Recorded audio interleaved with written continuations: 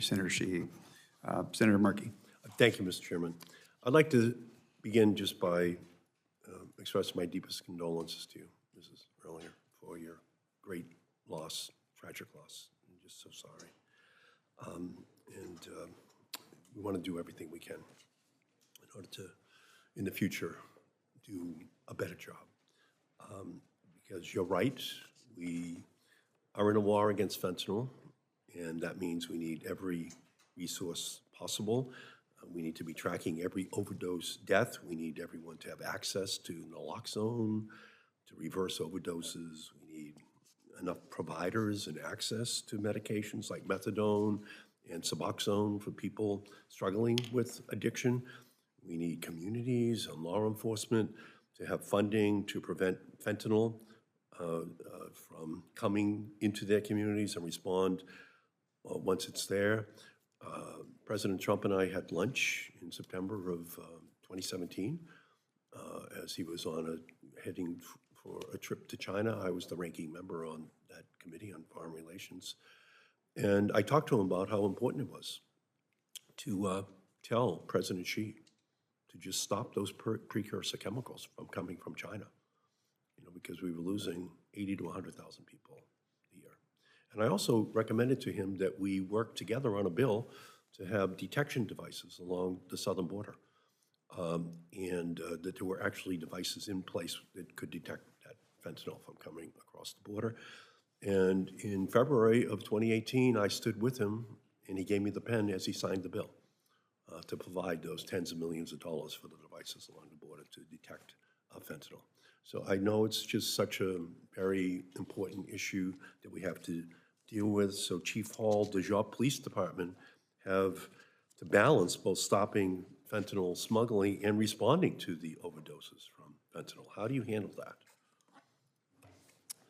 It is a balance, Senator, and thank you for the question. Once again, it's how we prioritize the workload, and as you know, we're understaffed. Washington State is severely understaffed. I think it's number 50 out of the 50 states on a ratio of officers to population. So we struggle with that and allocating the appropriate amount of resources to addressing this issue. However, it is an issue of life or death, so we take that on seriously. So how important is it for you, Chief, for Spokane to continue to receive sustained and reliable funding for all of the work that you're doing to take on the fentanyl crisis? It's incredibly important. It's incredibly important.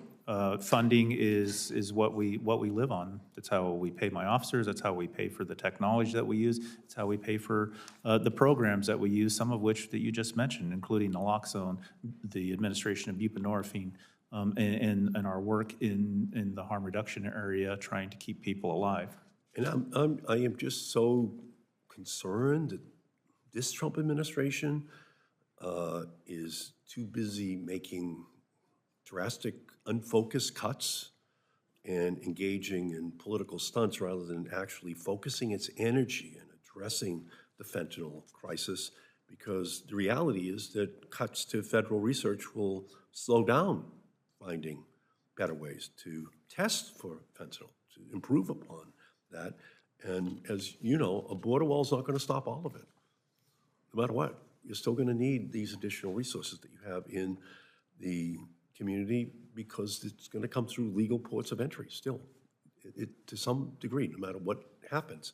And disrupting funding to organizations dedicated to responding to the overdose crisis will just slow down the life-saving efforts that you engage in every single day. When we're talking about overdose and fentanyl epidemic, playing politics is just not going to solve the problem. You need the resources to do it. So, and that's why I worked with President Trump to have my Interdict Act be signed. That was a pragmatic, bipartisan. I did it with Senator Rubio in order to put that in place. But we need more equipment. We need more high-tech equipment, even at the local level. We just need more resources in your hands, which is why I introduced the Stop Fentanyl Overdoses Act to enhance information sharing between healthcare providers and law enforcement and to educate communities. So I thank you, Chief, I thank you, Mrs. Erlinger. You've come here with serious efforts that you are recommending to us, and you deserve a serious response. And that's what I'm committed to having Congress provide for you, not just chainsaw solutions to problems. We have to focus in on where your needs are the greatest. I thank you. Thank you, Senator Markey. Appreciate that.